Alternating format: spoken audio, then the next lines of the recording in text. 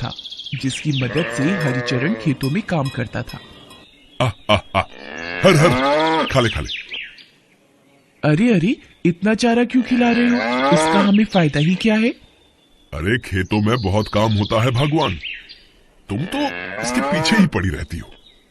पर हरिचरण के कहने पर भी रुद्रमा थोड़ा सा चारा उठाकर ले जाती है और हरिचरण अगर कहीं बाहर जाता तो रुद्रमा उसे चारा खाने को भी ना देती। बैल पूरे दिन पुकारता मगर रुद्रमा उसे बस ताने ही मारती। रुक जा, अभी बताती हूँ तुझे। पूरे दिन बस शोर करता है, एक दिन नहीं खाएगा तो मर नहीं जाएगा।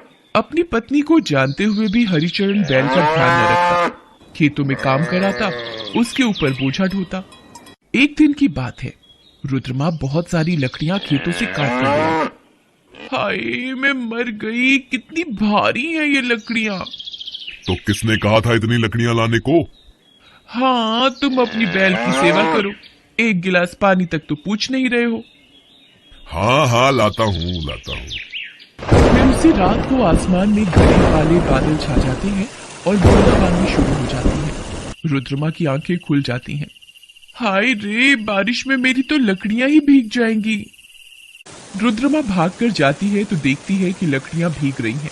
घर में बैल की जगह को छोड़कर कहीं जगह नहीं थी जहां लकड़ियों को रखा जा सके। तो रुद्रमा बिना सोचे समझे बैल को खोलकर बारिश में खड़ा कर देती है और लकड़ियों को बैल की जगह पर रख देती है और जाकर घर में सो जाती है। बारिश और तेज हो गई, रात भी गहरा रही थी, तो बैल खुद के बचाव में वहां से निकल गया और चलते चलते रात के अंधेरे में जंगल की ओर चला जाता है। फिर एक घना पेड़ आता है जिसके नीचे जाकर बैल खड़ा हो जाता है और दुखी होकर चिल्लाने लगता है। उसकी आवाज से पेड़ पर सो रही चुड़ैल की आंख खुल जाती है।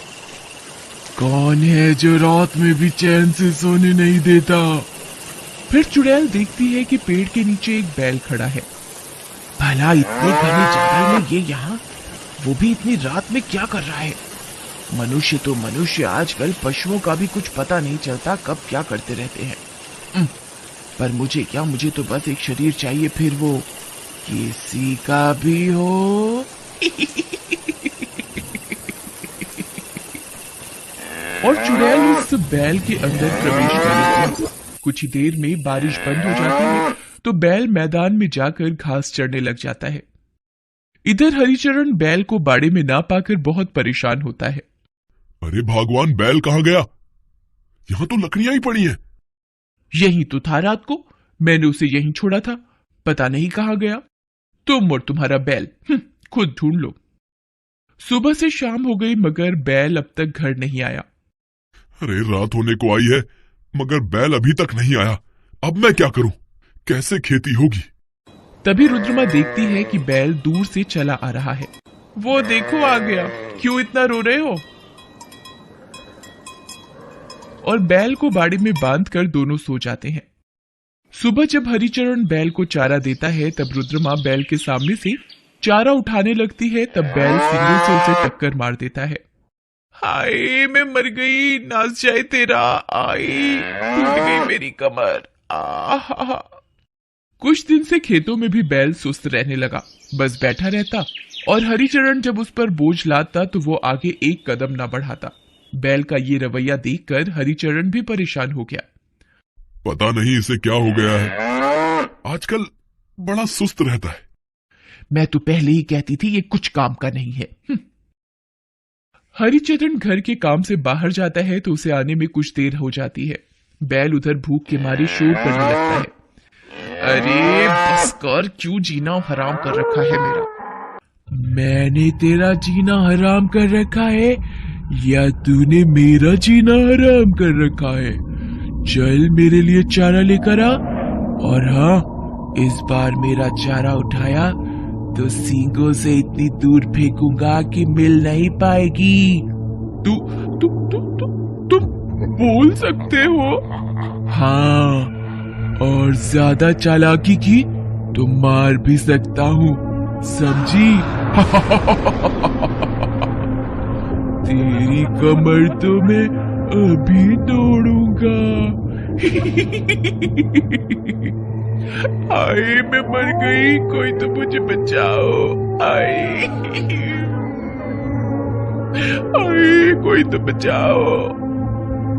और बैल रुद्रमा के पीछे भागने लगता है। रुद्रमा आगे आगे और बैल पीछे पीछे। फिर एकदम बैल गायब हो जाता है और ढूंढने पर वह बाड़े में मिलता है। रुद्रमा जल्दी से ढेर सारा चारा बैल को दे देती है और हरिचरण के आते ही, अजी सुनते हो, ये बैल नहीं है, बला है बला। ये तुम क्या कह रही हो? इतना क्या हैरान हो रहा है तू भी तो सारा दिन मुझसे खेत में काम कराता है, मुझ पर मेरे वजन से ज्यादा बोझा डालता है। क्या तुम बोल सकते हो? हाँ, तुम बेजुबान जानवर पर इतने जुल्म ढाते हो और खाने के लिए भी पेट भर खाना नहीं देते हो। भागो रे, इसमें तो भूत है। अरे रुक, कहाँ भागी जा रही है? मैं भूत हूँ या तू भूत है? अब तुम क्या चाहती हो? मैं चाहती हूँ तुम जानवरों से ठीक से पेश आओ और इंसानियत को ना भूलो। मैं चुड़ैल होकर इंसानियत की सोचती हूँ, तुम इंसान होकर इतने बेरहम कैसे हो गए? मन तो करता है दोनों को सींगों पे उठाकर दूर फेंक दूं। मुझे माफ कर दो, आगे से मैं इसे अपने बच्चे की तरह पालूंगी। ठीक है, मैं आसपास ही रहूंगी। अगर मुझे लगा कि तुमने कोई चालाकी की है और इस बेजुबान जानवर को परेशान किया है, तो मुझसे बुरा कोई नहीं होगा। ऐसा कहकर चुड़ैल जंगल में चली जाती है और हरिचरण और रुद्रमा अब बैल का खूब ख्याल रखते और खाने को भी भरपेट देते। तो बच्चों, इस कहानी से हमें ये शिक्षा मिलती है कि हमें बेजुबान जानवरों का ख्याल रखना चाहिए और कभी भी उन्हें परेशान नहीं करना चाहिए।